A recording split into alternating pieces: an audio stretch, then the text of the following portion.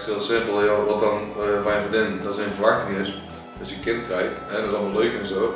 Maar ja, ik weet niet wat eruit gaat komen. Ja, dus voor mij is dat een heel grote teleurstelling geweest. Ja, en dan ondanks de teleurstelling, ja.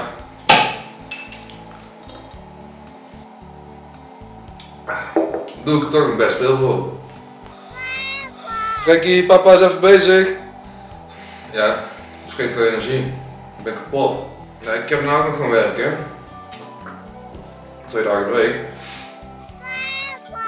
Frankie, papa is even bezig. Kijk, en dan kun jij wel nagaan hoe druk ik het eigenlijk wel niet heb.